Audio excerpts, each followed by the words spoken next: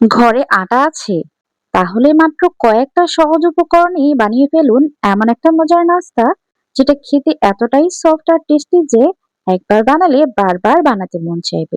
সবচেয়ে মজার ব্যাপার, এটা আপনারা পানি দিয়ে ভেজে নিতে পারবেন। কম খরচে ঝামেলা ছাড়াই আজ দেখাচ্ছি দারুণ একটা হেলদি ও টেস্টি নাস্তার রেসিপি। তাই ভিডিওটা শেষ পর্যন্ত দেখুন। চলুন কথা আর না বাড়িয়ে রেসিপিটা শুরু করা যাক। নাস্তাটা তৈরির জন্য প্রথমে আমি একটা মিক্সিং বোলের মধ্যে ১ কাপ আটা নিয়েছি আর সেই সাথে 1/4 কাপ চালের আটা নিয়েছি। এখানে চালের আটার পরিবর্তে সুজি দিতে পারবেন সমপরিমাণে, মানে 1/4 কাপ। এখন ইস্ট দিচ্ছি আধা চা চামচ। এরপর স্বাদমতো লবণ দিয়েছি আর এখন আহ, অল্প অল্প করে পানি দিয়ে একটা খামির রেডি করে নেব। এটা একটা পাতলা ডো হবে।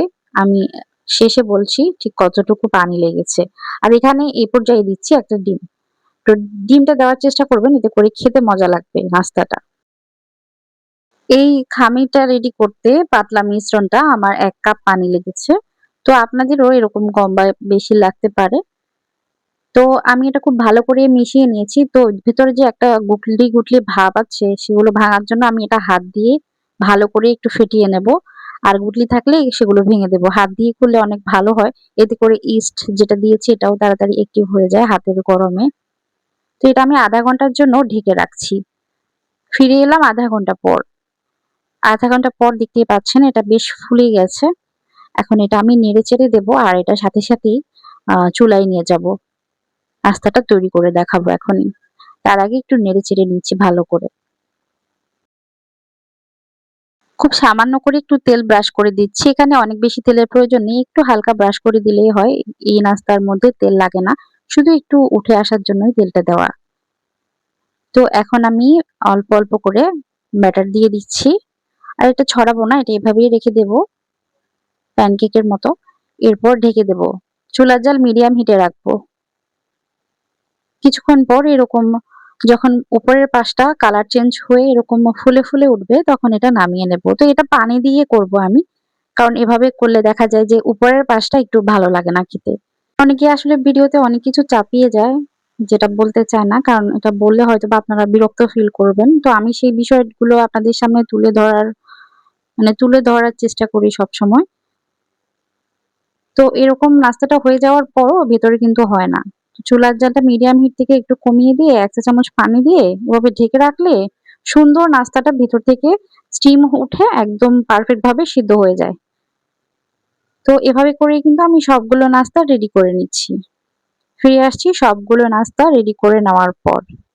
ভিডিওর এ পর্যায়ে যারা এসেছেন তারা যদি ভিডিওটা ভালো লাগে একটা লাইক দিয়ে দিতে পারেন। এতে করে আমি অনেক বেশি উৎসাহিত হই নতুন একটা ভিডিও বানানোর জন্য। অবশ্যই চেষ্টা করবেন একটা লাইক দিয়ে ভিডিওটা কন্টিনিউ করার। আর যারা চ্যানেলে নতুন তারা চাইলে চ্যানেলটা সাবস্ক্রাইব করে রাখতে পারেন।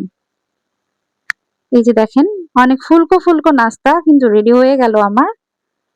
তো কেমন লাগলো আমাদের আজকের এই সহজ এবং হেলদি নাস্তার রেসিপিটা কমেন্ট করে লিখে ফেলুন আপনার মতামত। এখানে আমি একটু আপনাদের এটা ভেঙে দেখাবো, ছিঁড়ে দেখাবো।